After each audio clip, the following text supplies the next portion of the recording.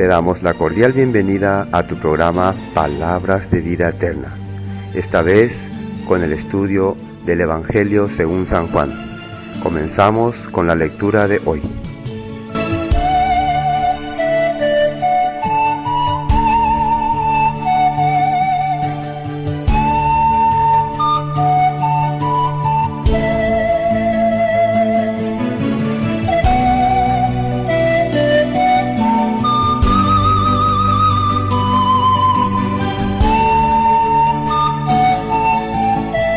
Evangelio según San Juan. San Juan 20. El versículo 11, fíjense lo que dice acá, versículo 11. Pero María estaba fuera llorando junto al sepulcro. Mientras lloraba, se inclinó para mirar dentro del sepulcro, y vio a dos ángeles con vestiduras blancas que estaban sentados, el uno a la cabecera y el otro a los pies, donde el cuerpo de Jesús había sido puesto. Y le dijeron: Mujer, ¿por qué lloras? Les dijo: Porque se han llevado a mi Señor y no sé dónde le han puesto. Dicho esto, se volvió y vio a Jesús que estaba allí, pero no sabía que era Jesús. Jesús le dijo: Mujer, ¿por qué lloras? ¿A quién buscas? Ella, pensando que era el jardinero, le dijo: Señor, si tú lo has llevado, dime dónde lo has puesto y yo lo llevaré. Jesús le dijo: María. Volviéndose ella le dijo: Raboni, que significa maestro. Jesús le dijo: Suéltame, porque aún no he subido a mi Padre, pero ve a mis hermanos y diles: Subo a mi Padre y a vuestro Padre, a mi Dios y a vuestro Dios. Fue entonces María Magdalena para dar a los discípulos la noticia de que había visto al Señor y que Él le había dicho estas cosas. Pero María estaba fuera llorando, junto al sepulcro. Y mientras lloraba, se inclinó para mirar dentro del sepulcro. Acá dos representantes prácticamente del judaísmo, personas que aparentemente eran fieles a la tradición, se han convencido de la resurrección de Jesús. Pero acá Dios nos quiere mostrar otra faceta, otro tipo de persona. Una persona que ha vivido. ¿Quién era María Magdalena? María es Miriam, y Magdalena significa Magdala. O sea, Magdala es una región de Israel. Una región donde vivía, y la palabra Magdala quiere decir torre vigilante. Para datos importantes. Magdala, entonces sería Miriam de Magdala. Sería Miriam de la torre vigilante. Miriam quiere decir amargura. Así significa Miriam, amargura. O sea, amargura con torre vigilante. ¿Qué será que Dios nos quiere? Los nombres son importantes en la Biblia, ¿no? Algo siempre nos quiere decir, ¿no? Pero ¿qué nos querrá decir? Alguien que está vigilante, que está observando desde lejos, pero que está en amargura, que está en tristeza, que está en dolor. ¿A quién representaría? Al pueblo de Israel, las 10 tribus perdidas. ¿Qué ocurrió con las 10 tribus? Se habían descarriado, se habían apartado, se habían separado de Dios. Y Jesús, precisamente, ¿para quién vino a morir? Por ellos. Yo había venido por la oveja que se habían descarriado. Tengo otras ovejas que no son de este redil, por ellas también debo ir. Y siempre la mujer representada, la mujer adúltera sobre todo, es representada por las 10 tribus de Israel. Porque Israel, ¿qué había hecho? Había adulterado con otros dioses. También está representado en el libro de Oseas, a su esposa Gomer. Pero fíjese que la primera persona que se le aparece es a María Magdalena, Miriam de Magdala, ¿no? ¿Y qué le dice? Versículo 11, pero María estaba fuera llorando, junto al sepulcro, y mientras lloraba se inclinó para mirar dentro del sepulcro. Y vio a dos ángeles con vestiduras blancas que estaban sentados, el uno a la cabecera y el otro a los pies, donde el cuerpo de Jesús había sido puesto. Entiendan muy bien esto. ¿Cómo vamos a hacer? Por eso vamos a aprender que este es el lugar donde Jesús estaba sepultado. ¿Qué había acá? Solamente los lienzos. Los lienzos que había sido envuelto Jesús todavía tenían las manchas, ¿no?, de sangre. Y acá en esta cabecera, ¿no?, ¿quién estaba? ¿Eh? Y acá en esta otra cabecera, ¿a qué le refleja? ¿Dónde hay esa misma imagen? A ver, empieza. ¿Eh? Arca del pacto. Vamos a ver qué dice sobre el arca del pacto, para saber nomás, solo para saber. Éxodo, el libro de Éxodo, en 25, Éxodo 25. Vamos a ver qué había en este arca del pacto para analizar qué es lo que Jesús nos está queriendo mostrar acá. Recuerden que el libro de Juan es un libro profético basado en las escrituras de Moisés, y que Jesús dijo: si creyeres a Moisés, me creeríais a mí; si no creías sus escritos, tampoco creerías mi palabra. Y Jesús hasta acá está cumpliendo todo lo que dice la escritura. Éxodo 25, versículo 16. Y pondrás en el arca el testimonio que yo te daré, y harás un propiciatorio de oro fino, cuya longitud será de 2 codos y medio, y su anchura de codo y medio. Harás también 2 querubines de oro labrados a martillo. Los harás en los 2 extremos del propiciatorio, aquí y aquí. Así va a ser.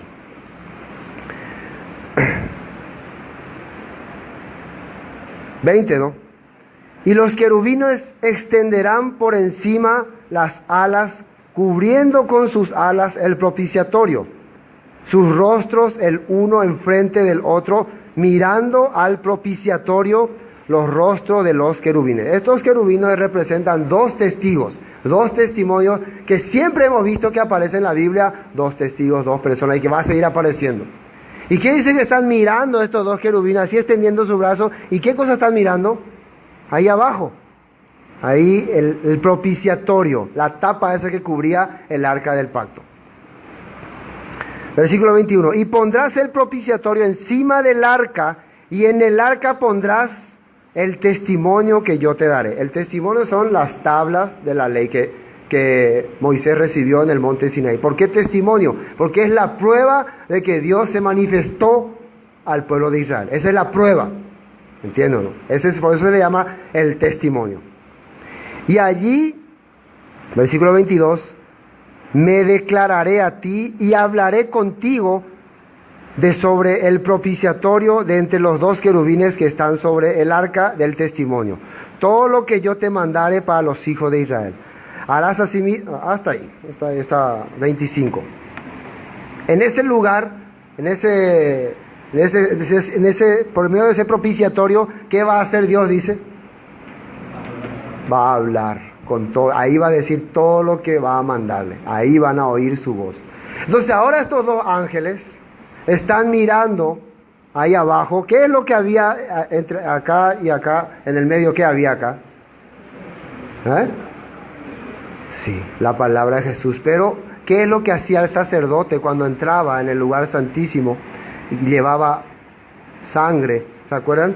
¿Y qué tiraba sobre el propiciatorio? Salpicaba 7 veces la sangre. Ahora, ¿qué es lo que hay ahí? Los lienzos, que significaban, ya explicamos, la atadura, el legalismo, las tradiciones, las costumbres, ya pagado su precio con la sangre de Jesús. Esa es la prueba contundente. Ahí estaban los 2 ángeles, para tener en cuenta esto. Bueno, vamos a Juan 19. Entonces Dios de esa manera estaba cumpliendo sus propósitos, su objetivo. Y bueno, sabemos que en el arca del pacto adentro estaba la vara de Aarón, que representa la resurrección, también el maná, que es la palabra de Dios, y el testimonio. ¿Por qué testimonio? La prueba de que Dios estuvo con nosotros. ¿Cuál es, en el Nuevo Testamento, cuál sería la prueba de que Dios estuvo con nosotros, se manifestó con nosotros? ¿Cuál sería? El Mesías, Jesús. ¿Se acuerdan que le dijo Jesús a Pilato? Yo he venido para dar testimonio de la verdad. Todo aquel que es de la verdad, oye mi voz.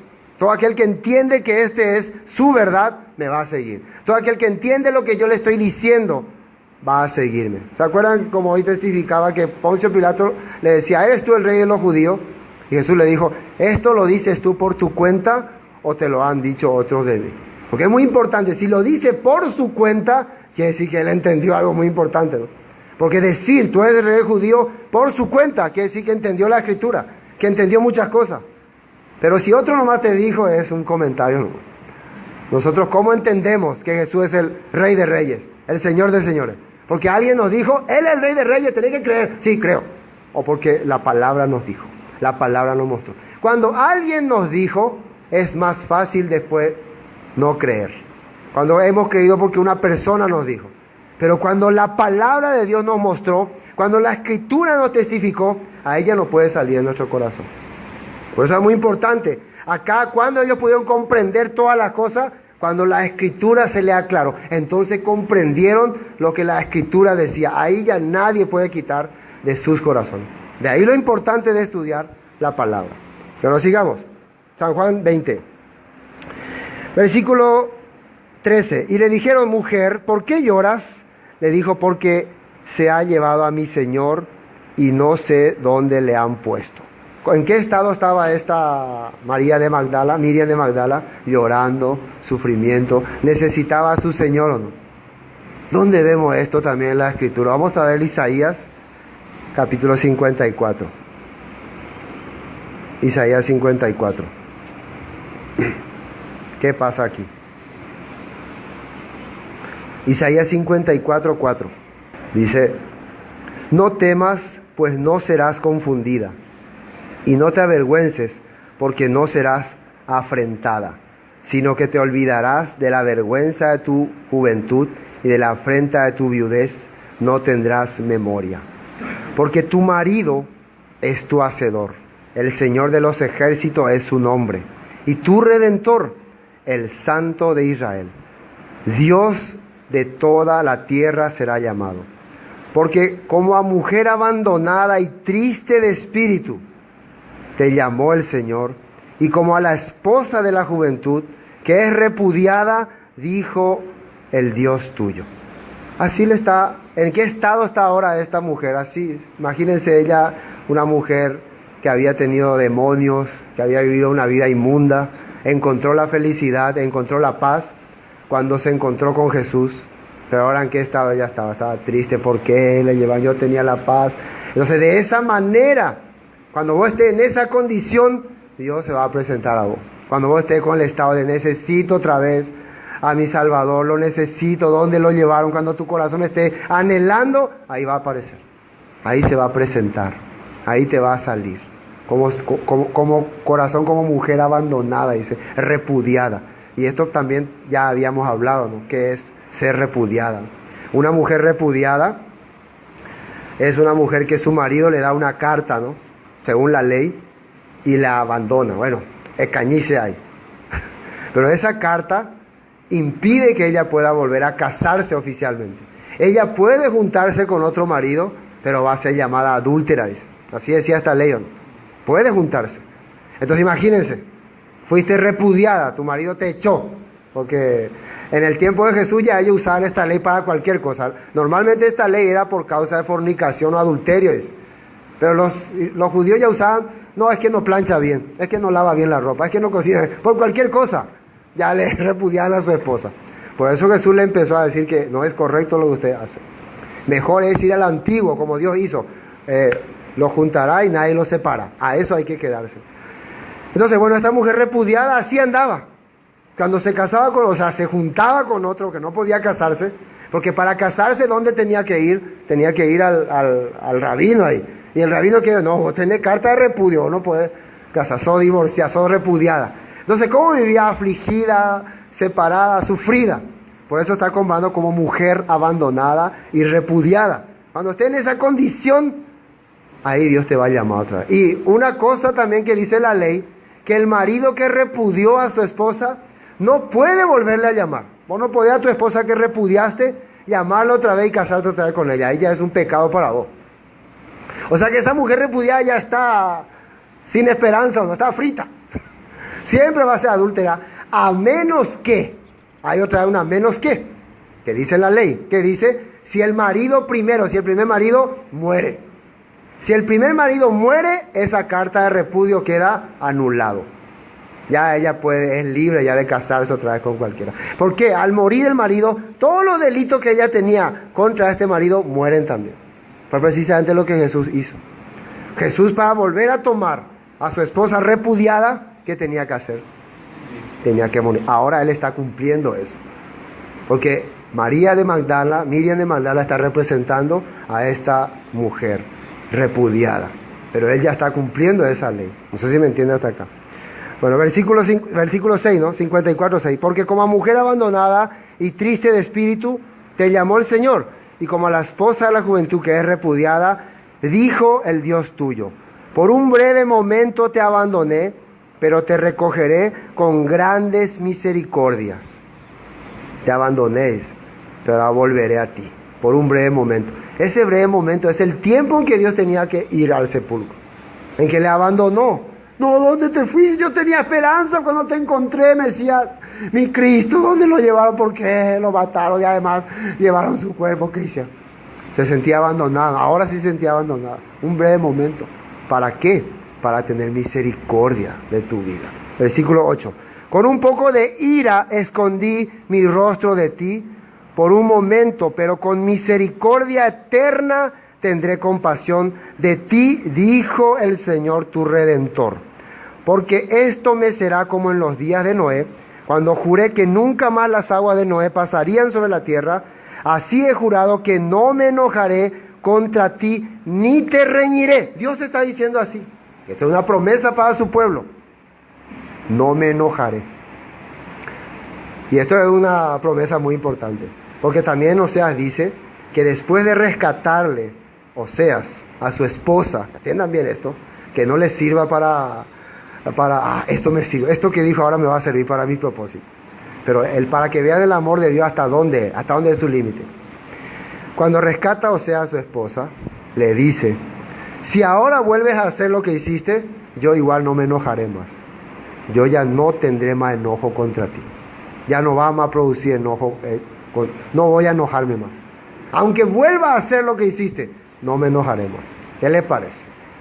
Entonces, ¿qué entendería una persona? Mira, porque si vos, vamos a ser sinceros, si vos tuviste una infidelidad en tu matrimonio y después le perdonaste, muchas veces queda ese trago amargo de la infidelidad. No, vos fuiste infiel conmigo. Y tal vez cuando están bien, todo no pasa nada, pero alguna discusión que hay, alguna pelea, y bueno, ¿y te acordás lo que vos fuiste infiel conmigo? Ya uno quiere sacar o no. Uno quiere decir, cualquier enojo ya quiere volver otra vez a acordarse de, ¿te acordás cuándo? ¿Te acordás cuándo? Por eso no es bueno. Si vos le perdonaste a alguien, ya, tirá como el baño, se va todo. No podés recuperar más, lo que tirás se fue ya. Queda ya un agua cambiada, ¿no? Esa agua que queda ahí es diferente. Pero algunos que perdonan, pero en el primer problema se vuelve a recordar, significa que no han perdonado desde el corazón. El perdón de Dios, ¿cómo es? No me voy a acordar más. Ni aunque me vuelva a hacer lo mismo. No es que, y por eso luego aquella vez me había... No, para Dios terminó. Eso es lo que con más razón tenemos que tener para poder apegarnos a Él. Porque hasta ahí llegó su misericordia con nosotros. Entonces nosotros no podemos ser personas, ya que no se va a acordar más, voy a aprovecharme. ¿Será que una esposa, un esposo, aunque su esposa, yo no me voy a acordar, aunque vuelva a hacer, no voy a recordar más tus pecados, ni me voy a enojar como antes?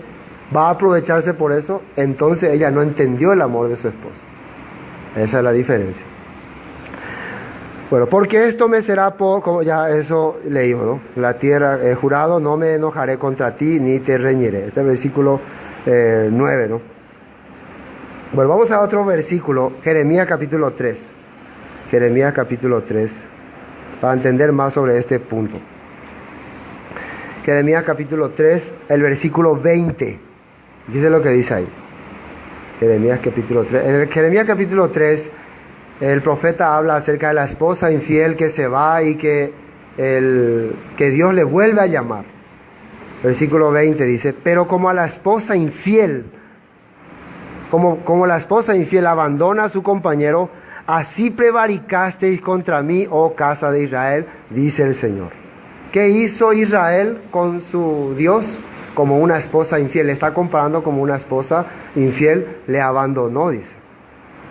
Versículo 21. Voz fue oída sobre las alturas, llanto de los ruegos de los hijos de Israel, porque han torcido su camino del Señor, su Dios, se han olvidado. Convertíos, hijos rebeldes, y sanaré vuestras rebeliones. He aquí nosotros venimos a ti, porque tú eres el Señor nuestro. Bueno, vamos a ver otro versículo, Jeremías 31. Estamos comparando el corazón de Israel con esta mujer, María de Magdala. Jeremías 31.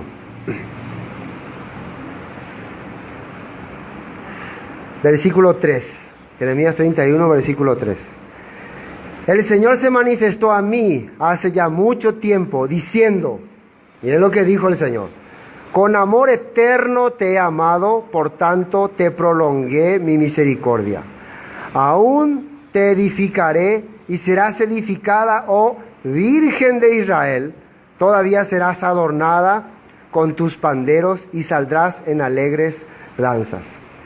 ¿Cómo le llama Dios a su esposa infiel que le abandonó y que se fue a pecar con todos los dioses, después de haber tenido misericordia y de haberle llamado y haber prolongado su misericordia? ¿Cómo la llama? Virgen de Israel. Así le considera otra vez. Entonces, cuando vos le consideras a tu esposa amada virgen, significa que no tenés condena contra ella. Si así le está recibiendo, así Dios está recibiendo nuevamente a sus hijos, a su pueblo. ¿Entienden o no? Vamos a San Juan otra vez. Terminemos esta parte. Bueno, versículo 12 y 13. Y dijeron: mujer, ¿por qué lloras? Le dijo: porque se han llevado a mi Señor y no sé dónde le han puesto. Cuando había dicho esto, versículo 14, se volvió y vio a Jesús que estaba allí, mas no sabía que era Jesús. Ya después de que una persona busca a su esposo, busca la esperanza, Jesús aparece a ella. Jesús se le apareció a ella. No se le apareció todavía a los discípulos, primero a ella. A ella es la primera que se le aparece, porque estaba más necesitada, porque amaba más, porque había pecado más, representando a las 10 tribus de Israel, representando a todas las naciones que se habían perdido, representándonos a nosotros. ¿Por qué cree que hasta ahora lastimosamente muchos judíos no pueden ver al Mesías? Ellos se consideran todavía muy fieles a la palabra, pero los gentiles, los griegos, los romanos, las personas que habían vivido corrompido en el mundo, ¿qué entendieron? Realmente somos personas inmundas, pecadoras. Y a ellos Jesús viene y se le aparece cuando esa persona le clama, como el hijo pródigo. El hijo pródigo también: yo no soy digno de ser llamado tu hijo, hazme como a uno de tus jornaleros. Ahí el padre, antes de que llegue, el padre va corriendo a abrazarle, a besarle, le ama mucho. Mientras el hijo mayor, como mira,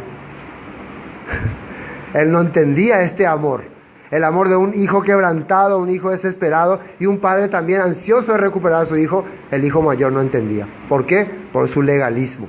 Por eso no captaba estas cosas. Versículo 15. Jesús le dijo: mujer, ¿por qué lloras? ¿A quién buscas? Ella, pensando que era el hortelano. ¿Qué es hortelano? Jardinero o sepulturero. Pero más la palabra hortelano era jardinero, que arregla. Porque este lugar, ¿qué era? Era un huerto. Curiosamente, donde el hombre cayó en pecado, donde el hombre fue engañado por Satanás, en un huerto. Entonces Jesús, ¿qué estaba haciendo? En el mismo huerto estaba restaurando lo que se había perdido al principio. Él estaba haciendo obra de restauración. Entonces ahí estaba un hortelano, un jardinero. ¿Para qué se le había puesto a Adán en el huerto, que dice en capítulo 2? Para que labrase y lo guardase, para que cuidara, para que atendiera de él.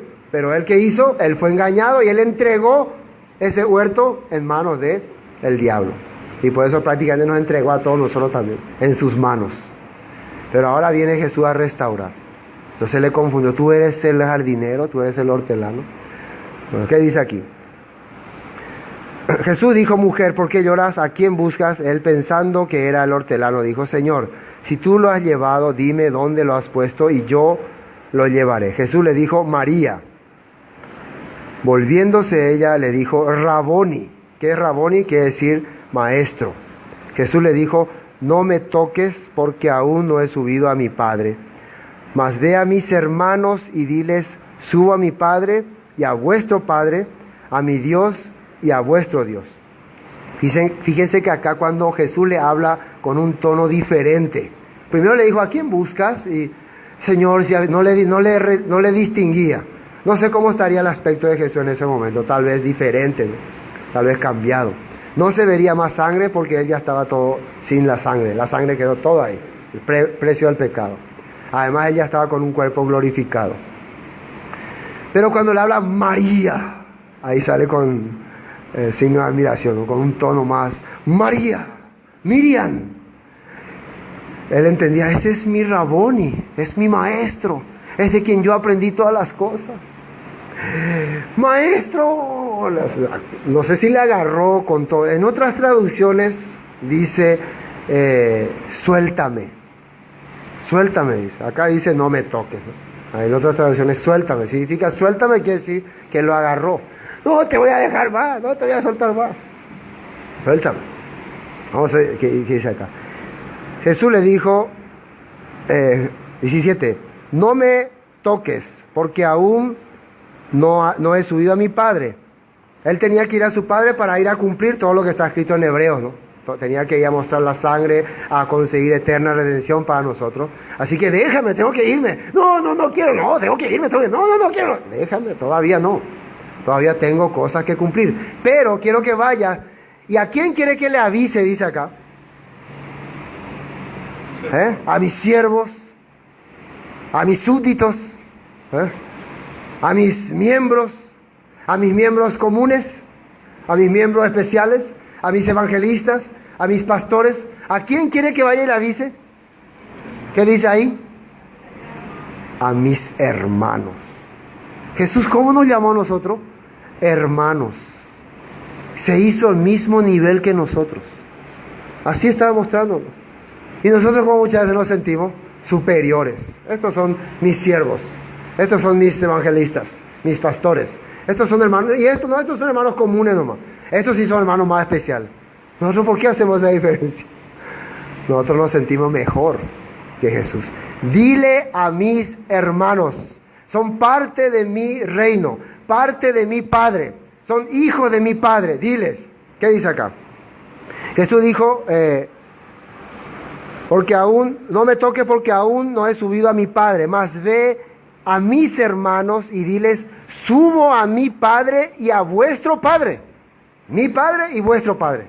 Después, a mi Dios y a vuestro Dios. ¿Jesús tiene su Dios? Mientras piensa. ¿Jesús tiene su Dios o no? Tiene su Padre y tiene su Dios. Entonces la Biblia ya no necesitamos discutir años y años de conflictos doctrinales. La Biblia dice todo. Tengo que ir a mi Padre, tengo que ir a mi Dios. Mi Padre porque mi Abba, el que tiene es superior a mí. Él es mi superior, tengo que ir a Él. Que también es su Padre y su Dios de ustedes. Versículo 18. Fue entonces María Magdalena para dar a los discípulos las nuevas de que había visto al Señor y que le había dicho estas cosas. ¿Y se acuerdan cuando llegó ahí? Muchos de ellos no le creían. No puede ser, no. ¿Qué pasa? Hermanos, Jesús a nosotros nos llama hermanos. ¿Por qué? Él es el principio de la resurrección, la primicia de la resurrección. Lo mismo que ocurrió con Él va a ocurrir con todos nosotros. Con Él comenzó. Y para terminar voy a leer este versículo en Hechos. Hechos capítulo 26. Hechos capítulo 26.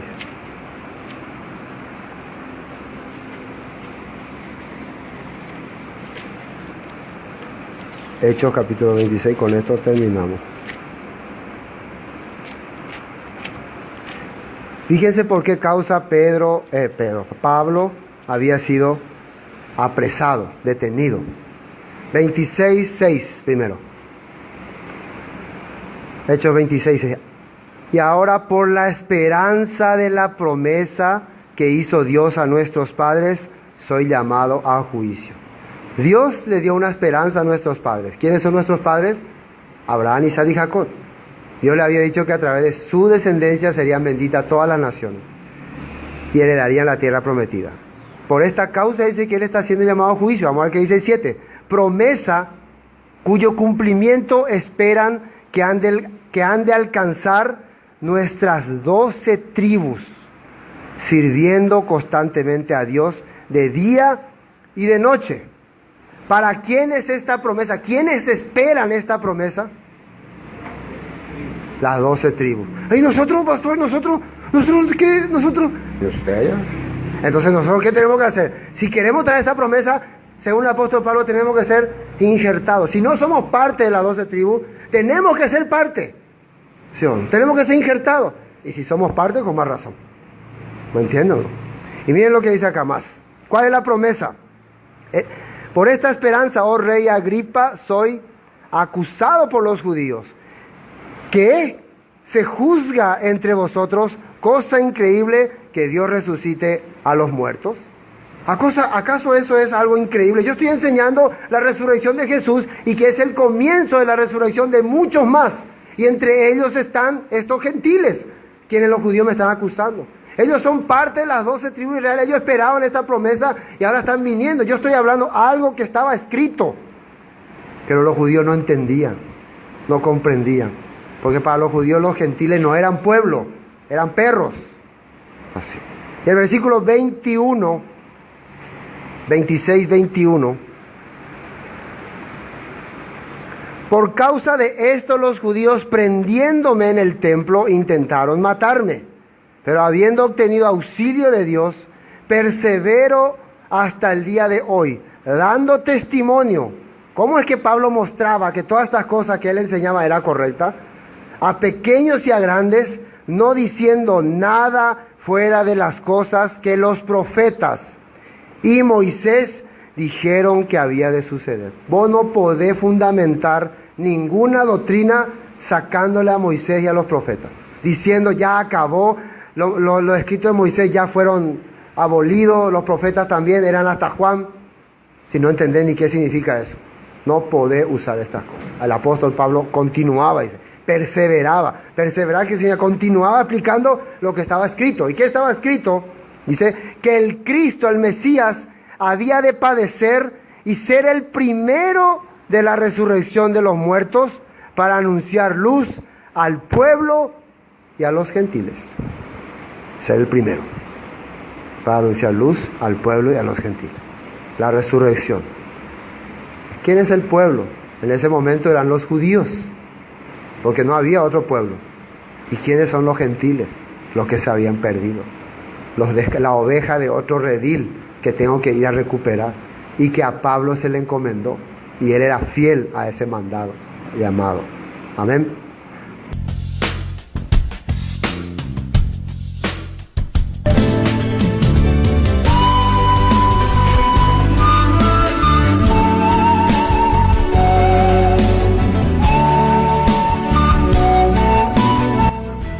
Esto fue Palabras de Vida Eterna, el estudio del Evangelio según San Juan. Cualquier consulta sobre el tema de hoy al número 0981 60 46 77. Bendiciones y hasta pronto.